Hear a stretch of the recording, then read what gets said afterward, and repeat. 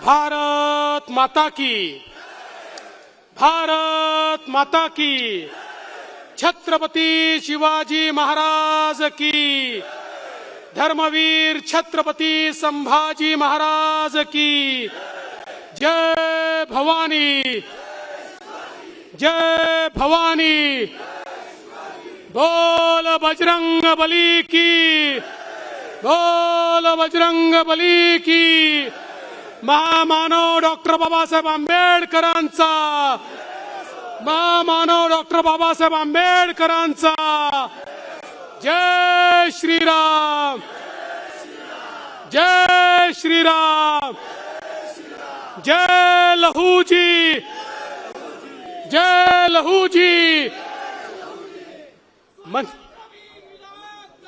सावरकरांचा, हिंदवी स्वराज्याचे सरसंस्थापक छत्रपती शिवरायांना मानाचा मुजरा करतो। भारतीय राजघटनेचे शिल्पकार भारतरत्न डॉक्टर बाबासाहेब आंबेडकर यांना मानवंदना अर्पित करतो। खऱ्या अर्थानं ज्यांनी समाजाला दिशा दिली असे महात्मा ज्योतिबा फुले, क्रांतीज्योती सावित्रीबाई फुले, त्याचप्रमाणे आद्य क्रांतीवीर क्रांतिगुरु लहुजी वस्ताद साळवे, लोकशाहीर अण्णाभाऊ साठे या सर्व विभूतींना या ठिकाणी मानवंदना अर्पित करतो।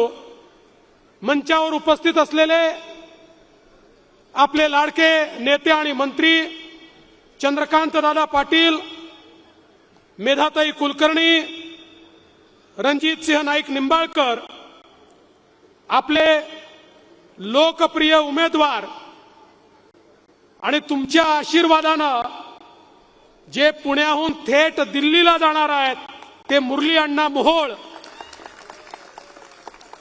शिवाजीनगर मतदारसंघाचे तरुण तडफदार लोकप्रिय आणि धडाडीचे आमदार सिद्धार्थ शिरोळे, भीमराव अण्णा तापकीर, संजय नाना काकडे, धीरजजी घाटे, विजयराव चौगुले, दिलीपभाऊ कांबळे, जगदीशजी मुळीक, विष्णूजी कसबे, परशुरामजी वाडेकर, सनी निमण, किरण साळी, विनायक कोतकर, सचिन खरात, हर्षदाताई फरांदे, आदित्य माळवे, गणेश बगाडे, आनंद छाजेड, संदीप खर्डेकर, दत्ताभाऊ खाडे, अर्चनाताई मुसळे, राजश्रीताई काळे, ज्योत्स्नाताई एकबोटे, प्रदीपजी देशमुख, विनोदजी ओरसे, रवींद्रजी साळेगावकर, सुनीलजी पांडे, सुदर्शनाताई त्रिगुणे, योगेश बाचल, मंचावरील सर्व मान्यवर,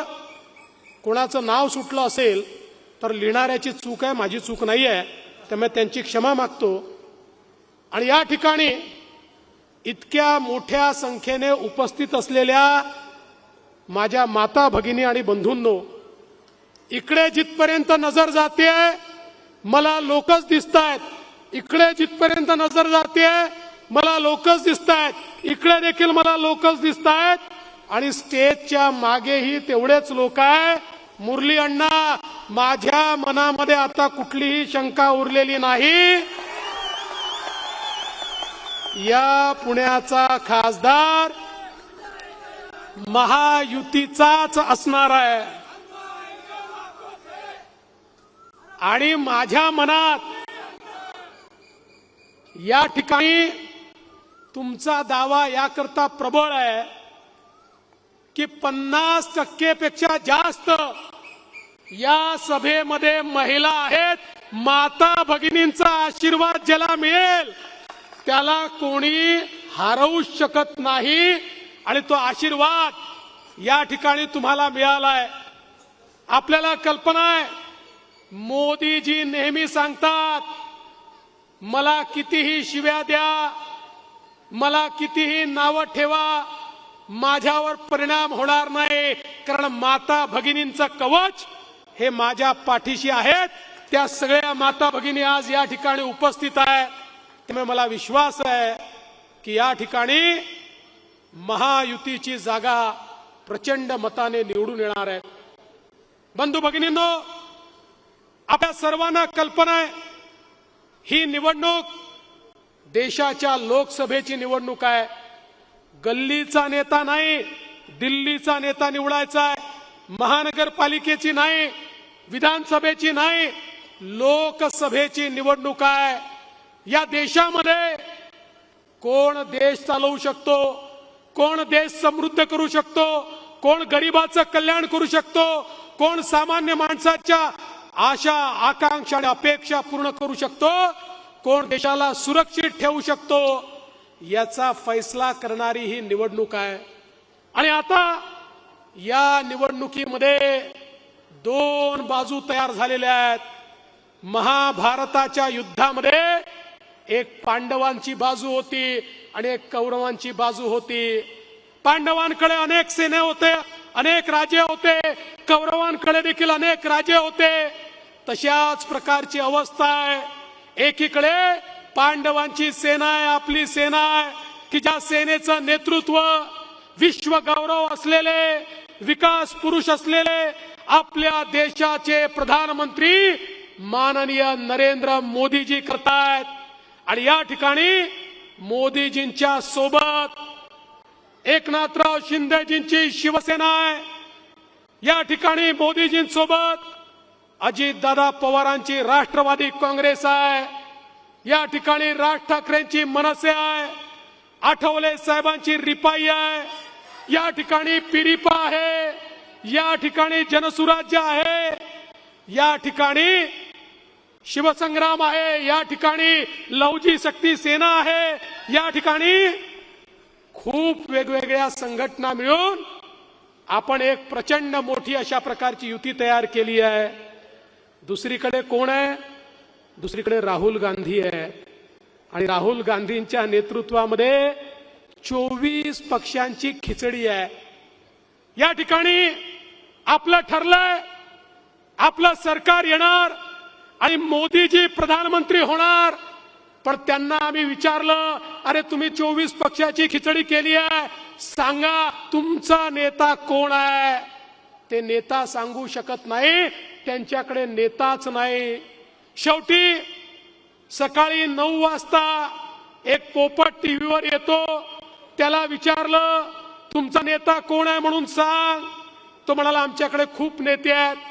म्हणाले मग प्रधानमंत्री कोण होईल? म्हणाले 5 वर्षात आम्ही 5 प्रधानमंत्री करू। मी म्हटलं चांगलं आहे, 5 वर्षात 5 प्रधानमंत्री कराल, मग पहिला प्रधानमंत्री कसा निवडाल?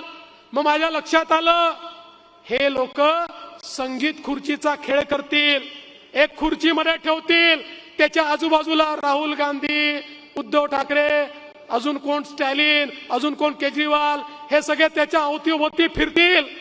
संगीत बंद झालं की जो पहिला खुर्चीवर बसला तो पहिला प्रधानमंत्री, मग पुढच्या वर्षी जो दुसरा बसला तो दुसरा प्रधानमंत्री, मग तिसऱ्या वर्षी तिसरा प्रधानमंत्री। यांना सांगितलं पाहिजे तुमच्या परिवाराची निवडणूक नाही आहे, तुमच्या परिवाराचा प्रमुख या ठिकाणी नेमायचा नाही आहे, तुमच्या खासगी उद्योगाचा प्रमुख नेमायचा नाही आहे, तुमच्या व्यवसायाचा प्रमुख नेमायचा नाही आहे। अरे 140 कोटीच्या देशाचा प्रमुख हा या ठिकाणी आपल्याला निवडायचा आहे। त्यामुळे हे जे 24 पक्ष आहेत, जे खेळखंडोबा या ठिकाणी करतायत, या पक्षांना नेता नाही, यांना नीती नाही, यांना नियत नाही, अशा प्रकारचे लोक एकत्रित आले आहेत। अरे आपल्या मोदीजींची युती कशी आहे? आपली महायुती कशी आहे? ही विकासाच्या गाडीसारखी आहे, विकासाच्या गाडीसारखी। आपले मोदीजी या गाडीचं इंजिन आहे आणि वेगवेगळे पक्ष या गाडीचे डब्बे आहेत। आणि आपल्या विकासाच्या गाडीमध्ये दीन, दलित, गोर, गरीब, आदिवासी, शेतकरी, शेतमजूर, महिला, अल्पसंख्याक, भटके, विमुक्त, ओबीसी सगळ्यांकरता जागा आहे। ही गाडी सगळ्यांना विकासाच्या गाडीत बसवून मोदीजीचं इंजिन सबका साथ सबका विकास म्हणत विकासाकडे घेऊन जातं। पण दुसरीकडे राहुल गांधींकडे काय अवस्था आहे? तिथे सगळे इंजिनच आहे, तिथे डब्बे नाहीच आहे. त्या ठिकाणी राहुल गांधी म्हणतात मी इंजिन आहे, उद्धव ठाकरे म्हणतात मी इंजिन आहे, शरद पवार म्हणतात मी इंजिन आहे, स्टॅलिन म्हणतो मी इंजिन आहे, लालू प्रसादचा पोरगा म्हणतो मी इंजिन आहे, मुलायम सिंगाचा पोरगा म्हणतो मी इंजिन आहे, ममता बॅनर्जी म्हणते मी इंजिन आहे, केजरीवाल म्हणतो मी इंजिन आहे. त्या ठिकाणी डब्बे नाही आहे, सगळे इंजिन आहेत. आणि बंधू भगिनींनो, इंजिन मध्ये बसायची जागा सामान्य माणसाला नसते. हे काही राज ठाकरेंचं इंजिन नाही आहे, ते आपल्या सोबत आहे. हे इंजिन असं आहे की ज्याच्यामध्ये केवळ ड्रायव्हरला बसायला जागा असते. या ठिकाणी राहुल गांधींच्या इंजिन मध्ये केवळ आणि केवळ सोनिया गांधी आणि प्रियंका गांधी करता जागा आहे. उद्धव ठाकरेंच्या इंजिन मध्ये फक्त आदित्य ठाकरेंकरता जागा आहे. शरद पवारांच्या इंजिन मध्ये फक्त सुप्रिया ताईंकरता जागा आहे. तुमच्या करता यांच्या इंजिन मध्ये जागा नाही आहे. पण ज्या क्षणी आपण कमळाचं बटन दाबू आणि मुरली अण्णांना निवडून देऊ, या पुण्याची बोगी थेट मोदीजींच्या इंजिनला लागेल आणि मग पुण्याला विकासापासनं कोणी थांबवू शकणार नाही. आणि म्हणून बंधू भगिनींनो, या विकासाच्या मालिकेत आपल्याला पुढे जायचं आहे. अरे मुरली अण्णा मोहोळ सर्वसामान्य घरचा एक कार्यकर्ता, खालच्या पदावरून सुरुवात करत पुण्याच्या महापौर पदापर्यंत पोहोचला आणि आज तुमच्या आशीर्वादानं खासदार बनणार आहे. सामान्य माणसाची दुःख माहिती आहेत, त्याच्या दैना माहिती आहेत, त्याचे प्रश्न माहिती आहेत, त्याकरता त्यांनी प्रयत्न केले आहेत. आणि कोविडच्या काळामध्ये ज्यावेळी चांगले चांगले नेते घरी बसले होते, त्यावेळी मैदानात उतरून आणि रस्त्यावर उतरून काम करणारा नेता कोणी असेल तर तो मुरली अण्णा मोहोळ हा महापौराच्या रूपानं आपण सगळ्यांनी बघितलेला आहे. आणि म्हणून बंधू भगिनींनो, या ठिकाणी आज आपण पाहतोय या पुण्याचं चित्र बदलत आहे. गेल्या 10 वर्षात मोदीजींनी पुण्याचं चित्र बदललंय. पुण्यामध्ये आज मेट्रो आली, पुण्यामध्ये नदी सुधाराचा कार्यक्रम चाललाय, पुण्यामध्ये 20,000 आपण घरं बांधली, पुण्यामध्ये आज 24/7 पाण्याची योजना होते, सांडपाण्याच्या योजना होत आहेत, ट्रॅफिकच्या योजना होत आहेत, रस्त्यांच्या योजना होत आहेत. सर्वसामान्य माणसाच्या जीवनात परिवर्तन होईल अशा प्रकारे नवीन पुणे हे मोदीजींच्या नेतृत्वात तयार होत आहे. बंधू भगिनींनो, मोदीजींनी या देशामध्ये एक चमत्कार केला. काय चमत्कार केला? गेल्या 10 वर्षामध्ये मोदीजींनी या देशामध्ये 25 कोटी गरिबांना गरिबी रेषेतनं बाहेर काढलं. हा जगातला एक रेकॉर्ड आहे. हा असा गरिबाचा मसीहा आहे ज्याने 20 कोटी गरिबांना कच्च्या घरातनं, झोपडीतनं स्वतःच्या पक्क्या घरात आणलं. ज्यांनी 50 कोटी गरिबांच्या घरी गॅस सिलेंडर दिलं. ज्यांनी 55 कोटी गरिबांना शौचालय दिलं. ज्यांनी 60 कोटी गरिबांच्या घरी 70 वर्षानंतर पिण्याच्या पाण्याचा नळ पोचवला. ज्यांनी 80 कोटी गरिबांना 2020 सालापासनं त्या ठिकाणी मोफत 2 वेळचं अन्न आणि रेशन दिलं. आपल्या महाराष्ट्रातही 7 कोटी लोकांना मोफत रेशन देण्याचं काम हे मोदीजींच्या माध्यमातून झालं. जवळजवळ 64 कोटी लोकांना 10 लाखापर्यंतचं लोन मुद्रा योजनेच्या अंतर्गत मोदीजींनी दिलं. 10 लाखाचं लोन देताना बिना तारण आणि बिना गॅरंटरचं दिलं. अरे पूर्वी जर कोणी त्या ठिकाणी बँकेत जायचा, बँकेचा मॅनेजर विचारायचा तुमच्याकडे तारण ठेवायला घर आहे का, जमीन आहे का, तुमच्याकडे कोणी सरकारी बाबू आहे का जो तुम्हाला गॅरंटी घेईल, नसेल तर बाहेरचा रस्ता दाखवायचा. मोदीजींनी सांगितलं या सगळ्यांची गॅरंटी मी घेतो आणि या ठिकाणी 64 कोटी लोकांना आपल्या पायावर उभं केलं. आणि आता तर 10 लाख नाही 20 लाखापर्यंतचं लोन मोदीजी देणार आहेत. मोदीजींनी बचत गटाची एक योजना सुरू केली, एक आंदोलन चालवलं. देशामध्ये 80 लाख बचत गट तयार केले. 8 लाख कोटी रुपये त्याला दिले आणि त्यातनं 10 कोटी महिलांना कामाला लावलं. आज आपल्या महाराष्ट्रामध्ये देखील जवळजवळ 70 लाख महिला मोदीजींच्या बचत गटाच्या योजनेतनं या ठिकाणी कामाला लागल्या आहेत. आणि आता मोदीजींनी या 10 कोटी महिलांपैकी 3 कोटी महिलांना लखपती दीदी बनवायचं ठरवलंय. आणि हळूहळू सगळ्या 10 कोटी महिला या लखपती होणार आहेत. हे मोदीजींनी केलेलं काम आहे. बंधू भगिनींनो, आज आपण पाहू शकतो ज्यांचा कोणी विचार केला नाही त्यांचा विचार मोदीजी करतात. आमच्या दलित समाजाकरता स्टँड अप सारखी योजना आणली. मोदीजींनी सांगितलं प्रत्येक बँकेच्या प्रत्येक ब्रँचला दलित समाजाच्या उद्योजकाला लोन द्यावंच लागेल. देशामध्ये लाखो उद्योजक तयार करण्याचं काम हे मोदीजींनी केलं. आमच्या आदिवासी समाजाकरता 24,000 कोटी रुपयाची योजना आणली. त्यांचं जीवन बदलायचं काम मोदीजींनी केलं. आणि बंधू भगिनींनो, ज्यांचा विचार कोणीच केला नव्हता, आमचे 12 बलुतेदार आणि पारंपरिक व्यावसायिक, आमचे सोनार, सुतार, लोहार, वडार, हे वेगवेगळे जे आमचे पारंपरिक व्यावसायिक आहेत, यांचा कधी विचार देशाच्या प्रधानमंत्र्यांनी केला नव्हता. मोदीजींनी त्यांच्या करता विश्वकर्मा नावाची योजना आणली. 14,000 कोटी रुपये या पारंपरिक व्यावसायिकांना दिले आणि सांगितलं यांच्या व्यवसायाचं आधुनिकीकरण करण्याकरता, त्यांना नवीन पिढीला व्यवसाय देण्याकरता, त्यांना प्रशिक्षण देण्याकरता आणि त्यांचा जो धंदा आहे तो लोकल नाही ग्लोबल करण्याकरता आज मोदीजींनी या ठिकाणी मोठ्या प्रमाणात मदत केली. बंधू भगिनींनो, मोदीजी सामान्यातल्या सामान्य माणसाचा विचार करतात. आज आमच्या वयस्कर लोकांना मोदीजींनी, आपल्याला कल्पना आहे त्या ठिकाणी जर एखाद्याला कानाचं यंत्र पाहिजे तर यंत्र, चष्मा पाहिजे तर चष्मा, कवळी पाहिजे तर कवळी, स्टिक पाहिजे तर स्टिक, कमोड पाहिजे तर कमोड, वयोश्री योजनेतनं मोठ्या प्रमाणात मदत केली. आणि 55 कोटी लोकांना आयुष्यमान भारतच्या अंतर्गत त्या ठिकाणी मदत केली. आणि बंधू भगिनींनो, आता तर मोदीजींनी सांगितलंय 70 वर्षाच्या वरचे जे लोक आहेत त्या सगळ्यांना सगळ्या प्रकारचे उपचार मोफत, गोळ्या लागल्या तर गोळ्या मोफत, इंजेक्शन लागलं तर ते मोफत, ऍडमिट व्हावं लागलं तर ते मोफत, त्या ठिकाणी त्यांना ऑपरेशन करावं लागलं तर तेही मोफत. हे मोदीजी या ठिकाणी करतायत.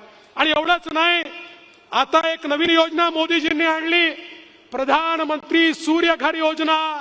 1 कोटी लोकांनी ऑलरेडी फायदा घेतलाय. या योजनेच्या अंतर्गत जो अर्ज करेल त्याच्या घरावर केंद्र सरकार, मोदी सरकार सोलर बसवतं आणि सोलर बसवून त्याला 300 युनिट पर्यंत वीज मोफत मिळते. आणि उरलेली वीज ही त्यांनी सरकारला विकायची, त्याचे पैसे देखील त्याला मिळतात. म्हणजे एकीकडे आपल्या घरची वीज मोफत आणि दुसरीकडे वीज विकून पैसे मिळवण्याचं काम या प्रधानमंत्री सूर्यघर योजनेच्या माध्यमातून मोदीजी करतायत. आणि म्हणून बंधू भगिनींनो, सामान्य माणसाचा विचार करणारे आपले मोदीजी आहेत. ही निवडणूक साधी निवडणूक नाहीये. या निवडणुकीत देशाचा नेता निवडायचा आहे. माझा तुम्हाला सवाल आहे, आज समोरचे नेते बघा, कुठल्या नेत्याजवळ एवढं विजन आहे का? गरीबाचा विचार कोणी केला का?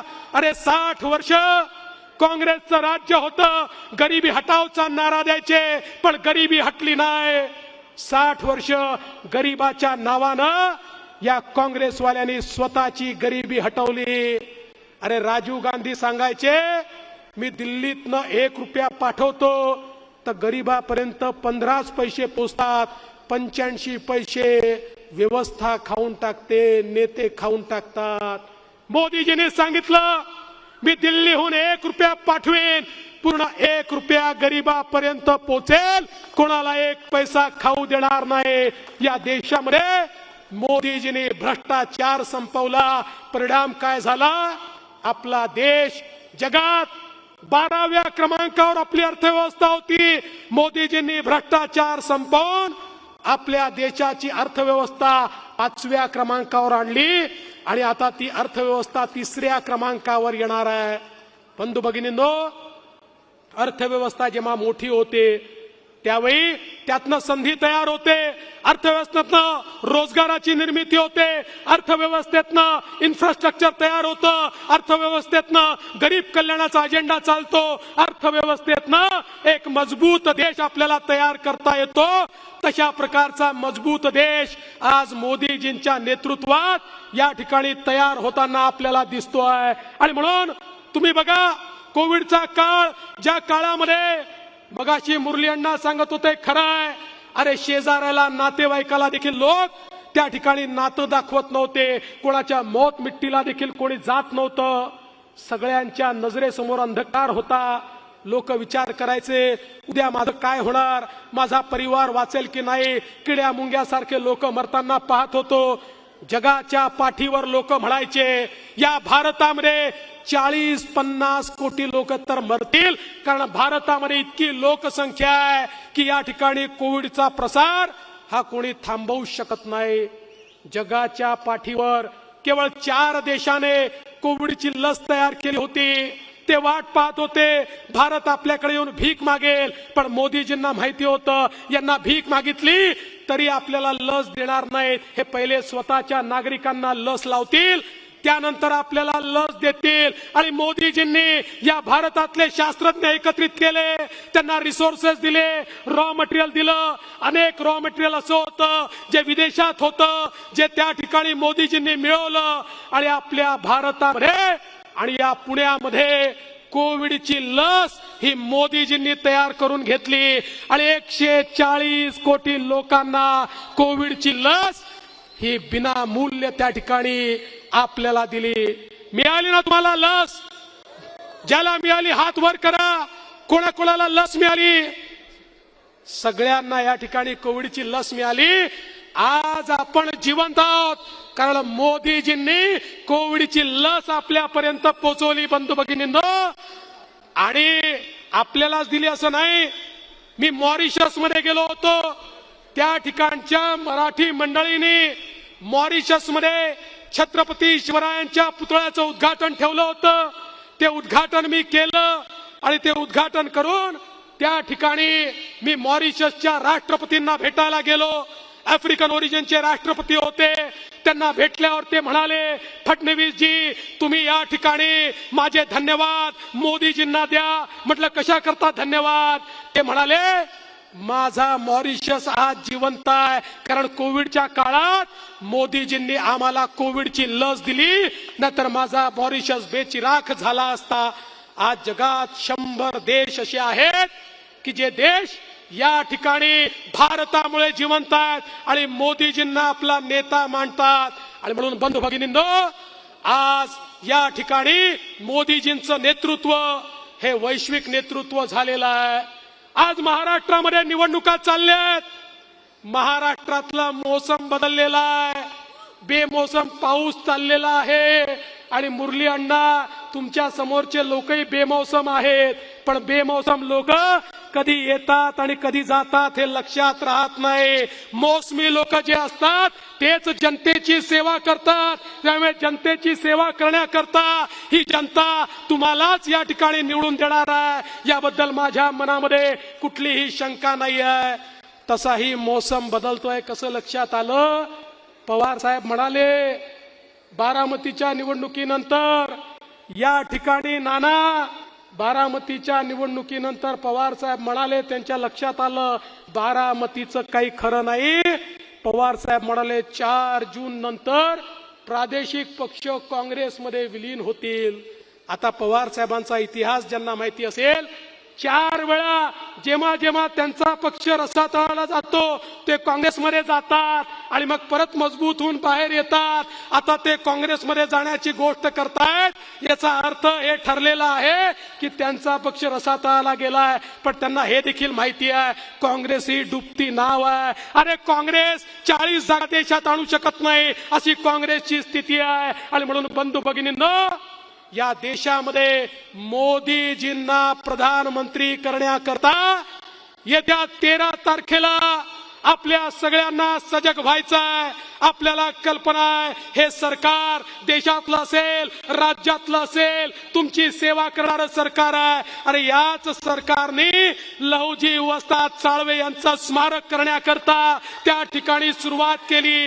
हे तेच सरकार आहे ज्यांनी मारुती माने वडार महामंडळ तयार केलं आणि संपूर्ण वडार समाजाला या ठिकाणी विजयराव चौगुलेंना माहिती आहे, अलगुरेजींना माहिती आहे, या ठिकाणी वडार समाजाच्या पाठीशी उभं राहणारं सरकार 60 वर्षानंतर कुठलं असेल तर ते हेच सरकार आहे. सर्व लोकांच्या पाठीशी उभं राहणारं हेच सरकार आहे. आणि म्हणून येत्या 13 तारखेला ज्यावेळी कमळाचं बटन तुम्ही दाबाल, मत तर मुरली अण्णांना मिळेल, पण तुमचा आशीर्वाद मोदीजींना मिळेल. मोदीजींना पुन्हा प्रधानमंत्री करण्याकरता बंधू भगिनींनो, यावेळेचं मतदान हे भाजप करता नाही आहे, यावेळेचं मतदान हे भारताकरता मतदान आहे. आणि म्हणून भारताकरता मतदान करण्याकरता येत्या 13 तारखेला मुरली अण्णांचं कमळ दाबून या ठिकाणी प्रचंड मोठा विजय मिळवा एवढीच विनंती करतो आणि थांबतो. जय हिंद, जय महाराष्ट्र, छत्रपती शिवाजी महाराज की. एबीपी माझा, उघडा डोळे बघा नीट.